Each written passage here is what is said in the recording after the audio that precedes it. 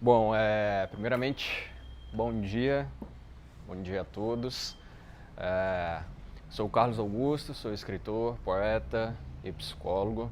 E assim como ontem, é, eu gostaria de iniciar a minha fala pegando um gancho, né, da professora Kelly, que trouxe, né, uma bagagem grandiosa sobre a literatura, a partir dos primórdios, né, da literatura, desde os movimentos quando ela surgiu, mas trazendo já uma literatura contemporânea e já pensando também nesse fator de que a literatura, né, ela possui uma função muito importante, principalmente agora, que dá oportunidade, para a população negra, para a população periférica, poderem não apenas se comunicar através da palavra, se expressar através da palavra, mas construir narrativas importantes, né, da própria população, sendo escrita pela própria população negra, né, do nosso país. Porque anteriormente, né, não tínhamos essa possibilidade de fala, esse lugar de fala dentro da nossa sociedade e, consequentemente, os brancos eram os que ditavam, né, as nossas narrativas, eles que falavam por nós, né, então não havia esse espaço, né, de construção da própria população negra. E, bem, pensando nisso então, só um detalhe, tá? As perguntas serão respondidas no final da minha fala, tá? Todas as perguntas estão...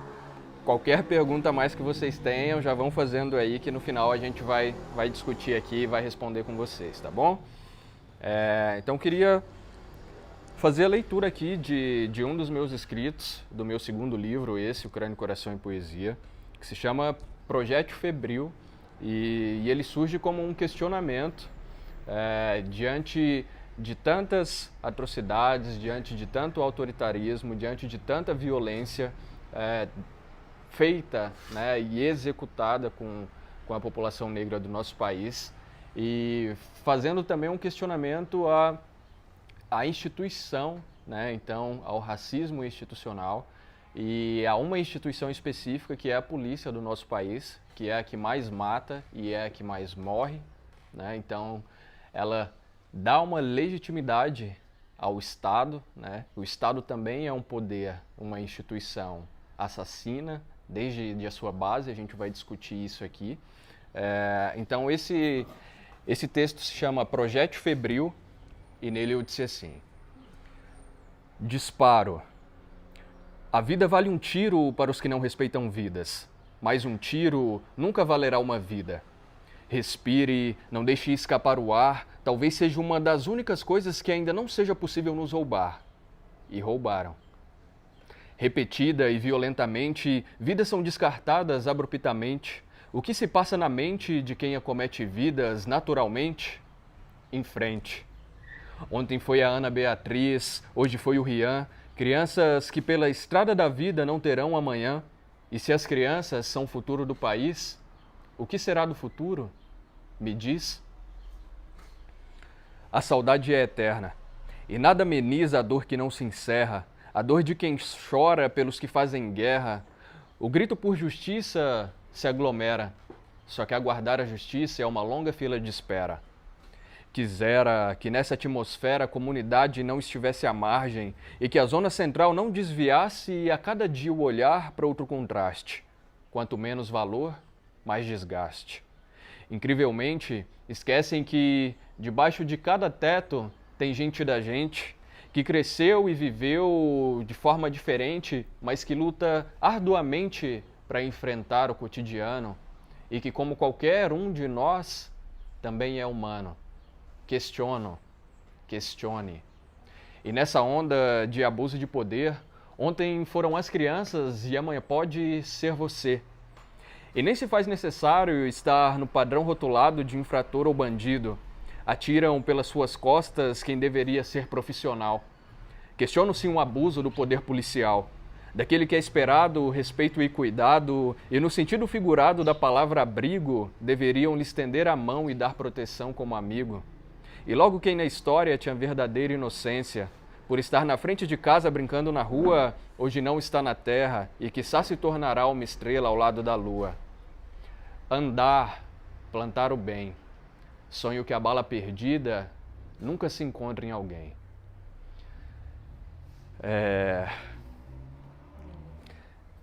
Esse texto, né, faz parte de um ciclo de escritos que eu venho desenvolvendo ao longo desses 10 anos enquanto escritor, né, e enquanto participante ativamente da literatura no país.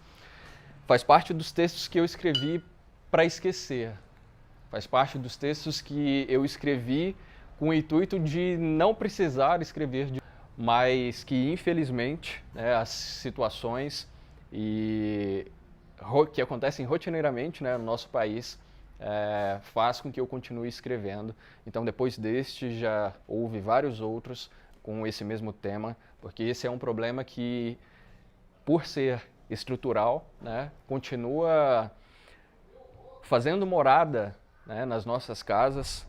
E, bom, os casos recentes, né, os acontecimentos recentes, só exemplificam um pouco de todo esse processo que a gente precisa enfrentar, que é muito delicado e que também precisa da colaboração de cada uma das pessoas, independente de etnia, independente da raça, para que seja possível, né, não apenas um pensar sobre isso, mas um pensar prático do que fazer para que isso diminua, né?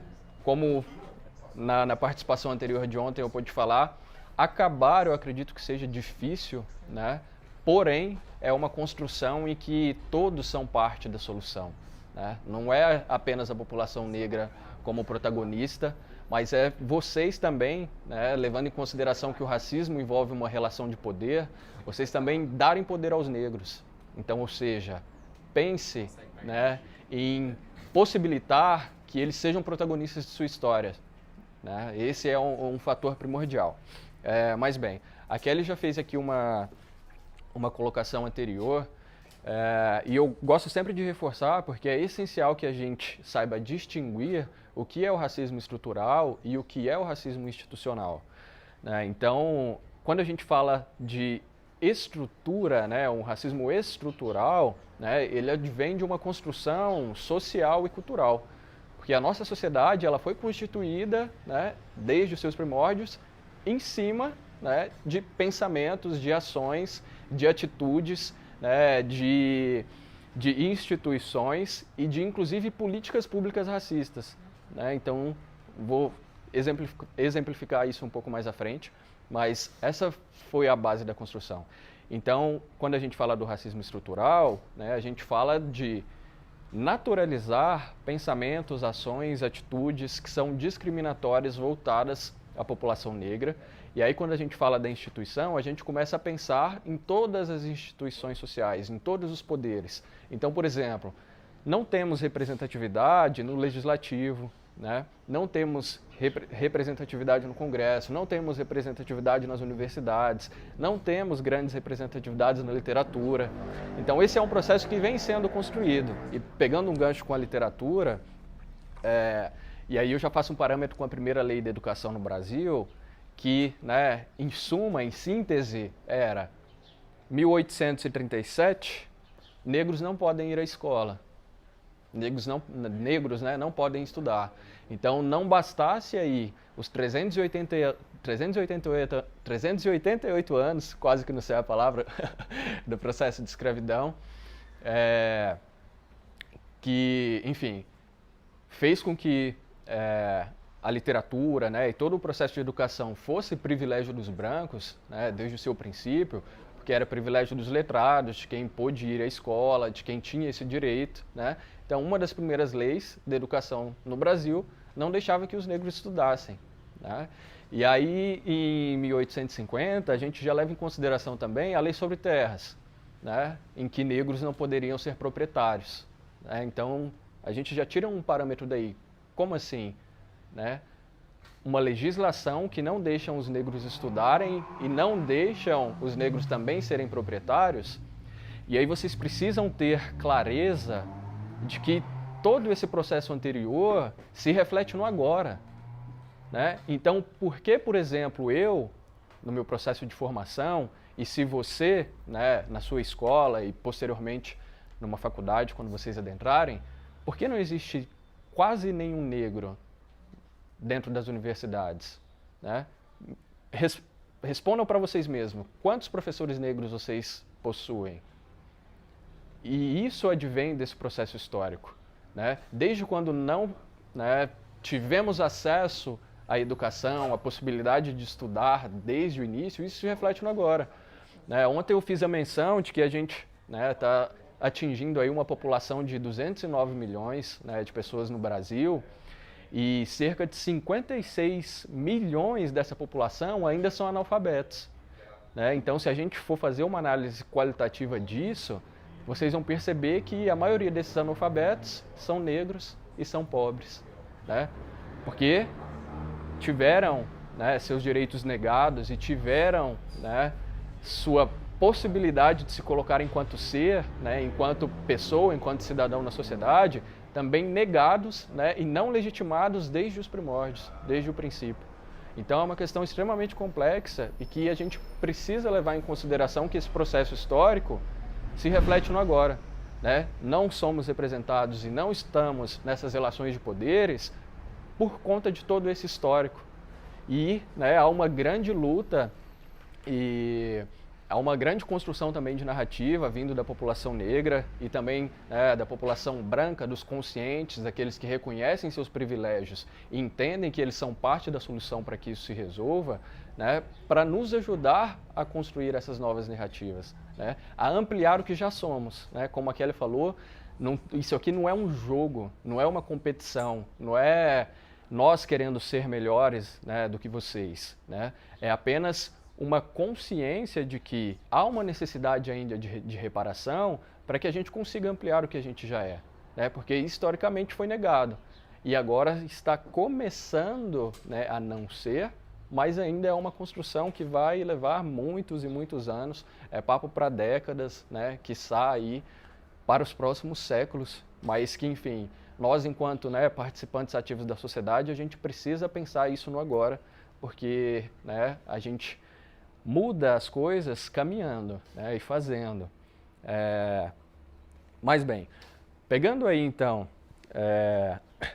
a ideia desse princípio, né, da escravidão no Brasil, a gente faz aí um paralelo de lá de 1844, com os portugueses, né? Lembrando que no Brasil, o primeiro estado em que eles adentraram e começaram, né, o seu processo de colonização, assim, foi em Pernambuco, e as pessoas, né, que tiveram, na verdade, a população, né, que foi mais escravizada, que teve um número populacional sendo maior escravizado, foi no Maranhão.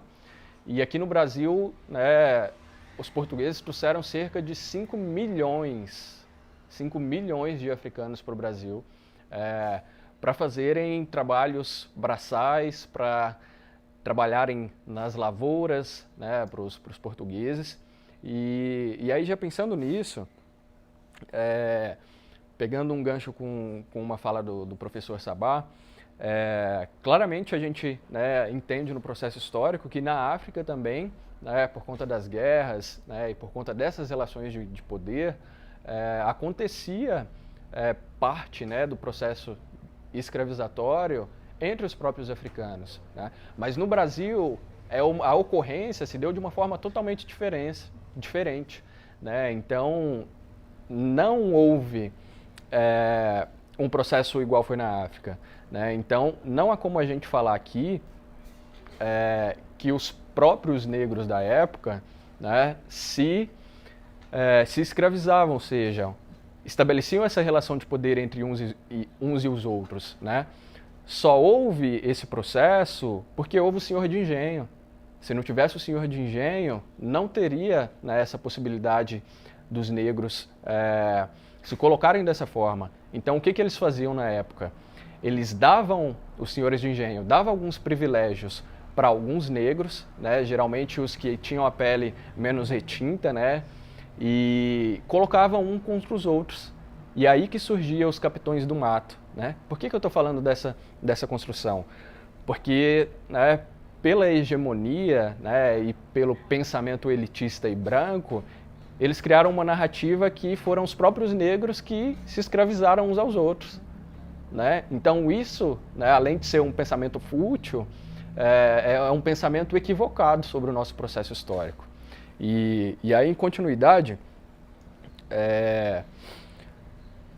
a população, né, pensando já, né, nesse processo de transgredir toda essa construção da escravidão, né, já pensando no processo de abolição futuro, né, os próprios negros começaram um movimento contra o Império. Então eles começaram a, de certa forma, se rebelar. Mas ainda naquela época, né, eles conseguiam, os senhores de engenho conseguiram ter um controle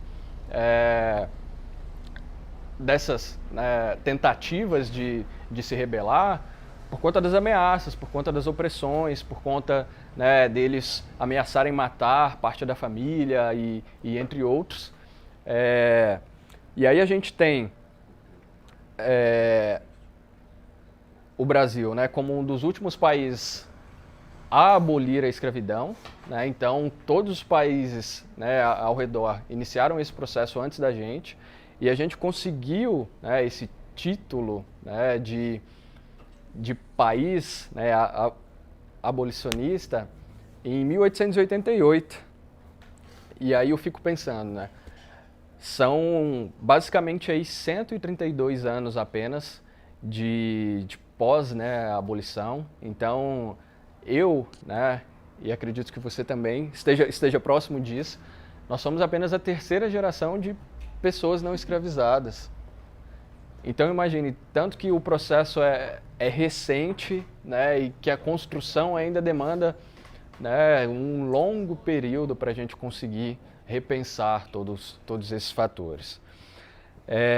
Mas bem, eu já mencionei duas partes, né, do racismo institucional, e aí eu vou dar continuidade aqui com a lei de 1890, que foi a lei dos vadios e capoeiras. Então, primeiro nos privaram do direito da educação, depois o direito de ser proprietário de terra, e depois também nos privaram do direito de nos expressar, né, enquanto pessoa, enquanto seres. Então, um dos movimentos, né, que os escravos aqui no Brasil sempre fizeram era utilizar a capoeira como forma de expressão, né, e como forma também de combate, né, a muitos senhores de engenhos, porque muitos acreditam, na verdade os senhores de engenhos naquela época acreditavam que a capoeira era uma dança, mas a capoeira nunca foi dança, ela sempre foi luta. Então era uma luta, né, e uma forma deles se protegerem dentro, né, daquele contexto.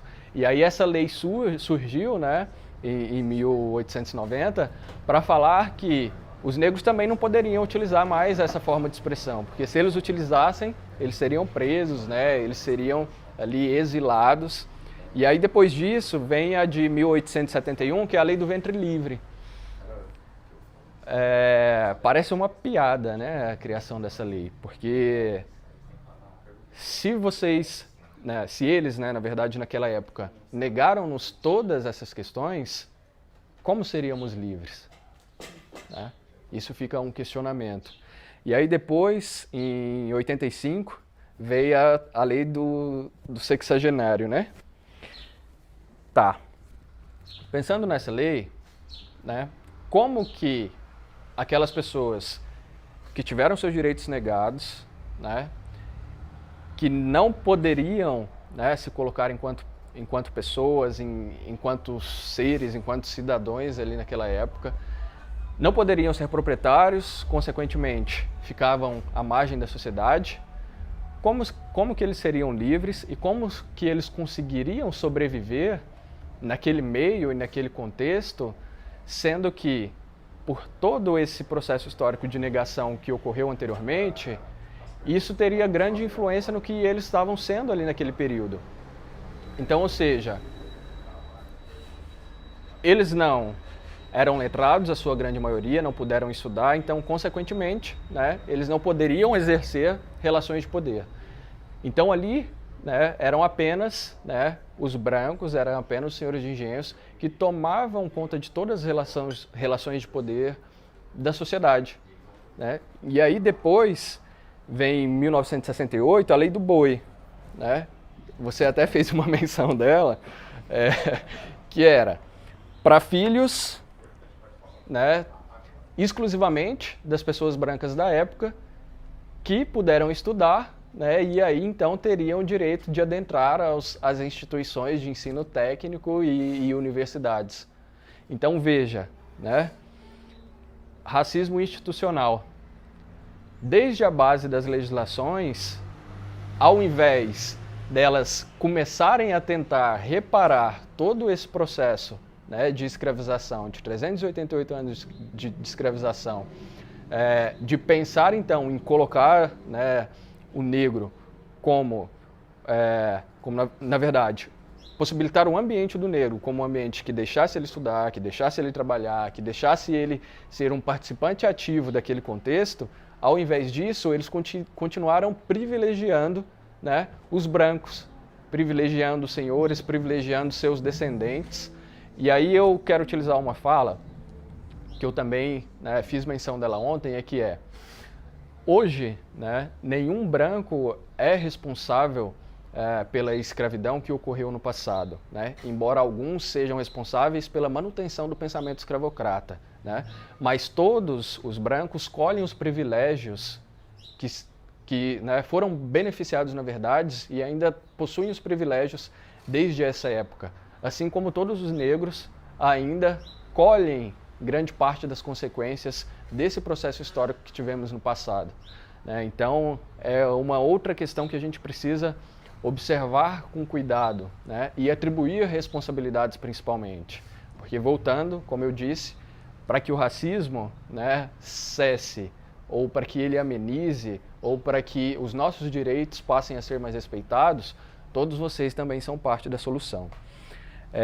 E aí a gente vai, né, para a nossa Constituição de 88. Então imagine, 388 anos de escravidão, e aí a gente ainda precisou de mais 100 anos, né, para ter um documento, para ter uma Constituição que falasse que racismo é crime.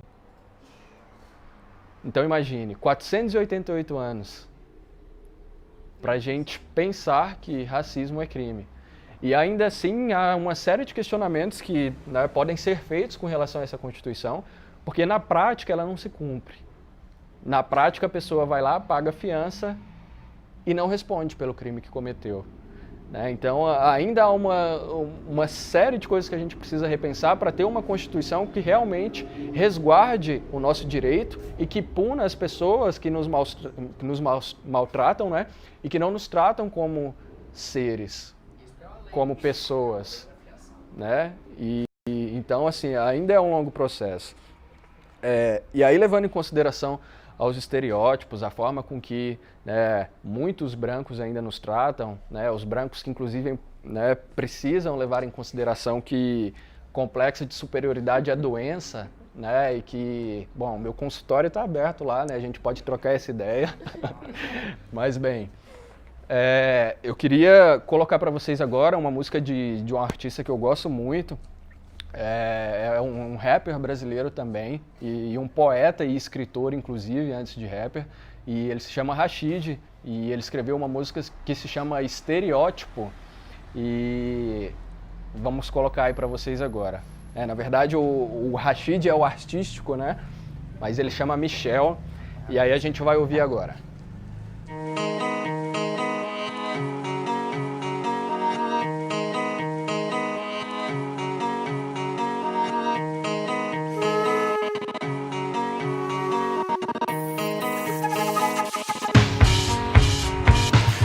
Mandando o que eu visto, querem julgar quem eu sou, querem anular o que eu conquisto e que eu fique só com o que sobrou. Pode procurar nos registros meu, que fazem cana sacou. E se você é mais um tipo eu, resista onde quer que for. Porque somos todos alvos, somos todos alvos. Aqui somos todos alvos, somos todos alvos. Aqui somos todos alvos.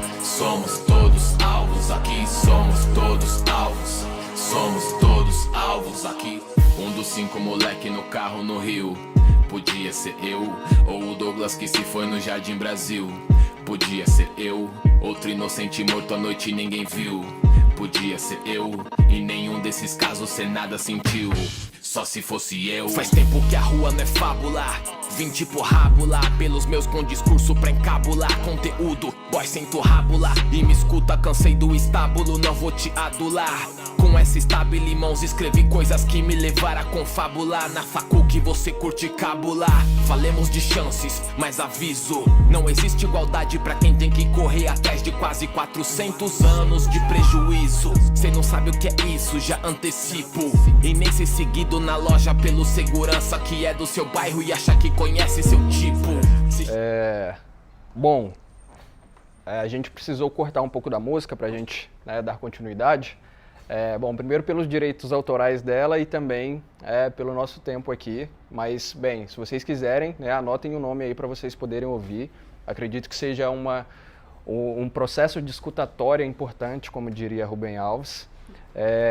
E aí, bem, uma outra questão que eu queria colocar aqui é com relação às expressões racistas, né? Porque eu acho bacana, né, quando muitos brancos vêm e perguntam, cara, né, como que eu preciso repensar, ou quais, né, os ditados populares, né, ou algumas falas que a gente, né, às vezes fala até não por maldade, mas que eu, né, quero observar em mim para não reproduzir isso.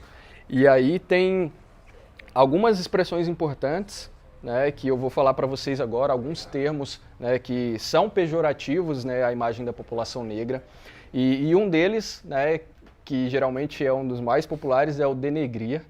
E aí, né, tem uma página do Racismo Invisível que ele traz uma conceituação bem bacana, que é um termo pejorativo que reproduz o pensamento de tudo que é associado ao negro é negativo, né? Então, uma alternativa ao invés de você utilizar denegrir, você utilizar difamar ou caluniar, certo? Em seguida temos o mercado negro ou o humor negro. E aí uma perspectiva, né, de possibilidade de utilização traz a mesma premissa do termo anterior, de dar uma conotação negativa para tudo que é associado ao negro. Então, alternativas mercado paralelo ou mercado clandestino. E humor, né, ao invés de humor negro, utilizar o humor ácido. Né? Ou se não quiser utilizar o humor ácido, apenas não utilize nenhum. Né? É humor em outra contextualização. Pronto. E aí uma outra questão, né, é o inverso da inveja, que muitos falam inveja branca, é só uma inveja branca. Né? Então, ao contrário dos termos associados aos negros de forma negativa, esse é racista por atribuir ao branco o papel de inofensivo e pacífico. Né? Então, a gente precisa ter uma análise cuidadosa nesse sentido. E aí a alternativa é vocês utilizarem, não, é só uma inveja mesmo, não tem essa de inveja branca. E aí uma outra questão com relação ao trabalho, né, que muitos falam, isso aí está parecendo que foi feito nas coxas. E aí isso é um termo que advém da escravidão, que inclusive faz referência à produção precária das telhas, de quando os escravos eram obrigados a fazer as telhas, eles faziam nas coxas. E aí uma alternativa, né, para isso é você falar que é algo mal feito, é algo sem qualidade, né, e não que é feito nas coxas. E aí com relação ao criado mudo, né, muitas pessoas utilizam o criado mudo hoje, e na verdade o criado mudo, ele era o escravo, né, que ele ficava ao lado, né, da sinhá, né, e ali e mudo, né, ele precisava ficar mudo, ele não poderia se expressar, ele era obrigado a ficar ali e mudo, então criado mudo. Percebe? E aí uma alternativa é uma mesa de cabeceira ou uma mesa lateral, não é um criado mudo, tá? Porque esse processo do criado mudo advém da escravidão. E aí uma outra questão também, né, esse acredito que todos já devam ter ouvido, que é o meia tigela, né? E aí, isso advém de quando o escravo cumpria seu trabalho, quando na verdade o escravo cumpria o seu trabalho de uma forma que os senhores de engenho, né, gostariam, estava tudo bem. Agora, quando... deixa eu retomar aqui. Na verdade, quando o escravo cumpria o seu trabalho, bem, ele recebia uma tigela inteira de comida. E aí, quando ele não cumpria bem, ele só recebia meia tigela. Então, por isso que aí vem essa atribuição de meia tigela. E aí, uma alternativa é evite o uso. Não tem uma alternativa. Não use, tá? Não use. E aí, uma outra questão com relação a, por exemplo, a coisa está ficando preta. Não, a coisa não está ficando preta, a coisa está ficando complicada, a coisa está ficando feia. Então, essas são outras alternativas. E uma outra questão, levando em consideração toda essa historicidade, né, contra, né, a mulher, né, o racismo estrutural mais direcionado para a mulher, de que para uma preta até que você é bonita. Não, você é bonita, né? E alívio, né? Respira. Exatamente. Exato. Não tem que utilizar o preto, né? Porque isso não é utilizado, né? Então a gente tem que pensar que tudo isso nunca foi utilizado para os brancos, né? E também não deve ser utilizado para a população negra. Bem, só para finalizar então, para a gente passar para as perguntas, eu queria fazer algumas indicações. Ah, legal. Tem mais uma aqui, e aí eu faço a indicação de livro em seguida. Serviço de Preto, né, que é parecido com o do meia tigela, que é comum no nosso dia. Essa expressão é usada para desqualificar determinado esforço ou trabalho, ou seja, fazer serviço de preto é igual a ser desleixado. Então, sempre associam, né, a figura do negro a algo ruim. E utilizam, né, o bom, né, para o branco, como se tudo que o branco fizesse fosse bom. Então, não dá para ser ingênuo e achar que não existe o teor racista, né? Então, a alternativa é, ao invés de falar serviço de preto, falar serviço mal feito, mal executado, né? E aí, partindo para a indicação de livros, como eu falei ontem, eu sou entusiasta da literatura nacional e principalmente da literatura negra e periférica. Então, começo com o livro do Lázaro Ramos, Na Minha Pele, que ele faz um relato prático e cotidiano de tudo que ele já teve que enfrentar, né, no decorrer de todos esses anos enquanto artista, enquanto, né, um cara que vem criando uma narrativa essencial. Também tem vários livros dele infantis, né, que também são muito bonitos. Depois a gente vem aqui com a Djamila Ribeiro, né, hoje é uma das nossas maiores filósofas do país. Ela já possui livros publicados aí em mais de 10 países. Então, quem tem medo do feminismo negro, ela coloca muito essa questão do racismo estrutural contra a população negra e principalmente contra as mulheres negras. E aqui ela vai discutir todo o processo de relações interraciais, de relação que já foi citado pela Kelly, de que, né, a mulher negra é hipersexualizada, né, não é feita para casar, enfim, várias discussões interessantes e com versões históricas, né, com proposições históricas também. Aí tem esse último dela, que é o Pequeno Manual Antirracista, né, esse é um livro muito bom e para quem, né, quer pensar de forma mais profunda sobre o tema, né, inclusive sobre como se colocar, né, sobre como pensar na sua narrativa também, é muito interessante.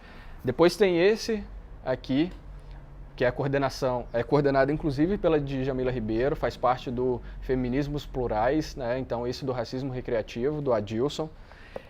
Por fim, esse do Olhares Negros, da Bell Hooks, né? Aí uma americana, né? Essa é uma perspectiva não brasileira, mas que conversa muito com a nossa realidade também, porque, né, é uma realidade similar e uma leitura também muito importante, certo? E aí tem o meu também, tá bom? Crânio, Coração e Poesia, que também é muito importante, para vocês entenderem também como que está sendo essa construção contemporânea da nossa literatura contra o racismo. Bom, é isso.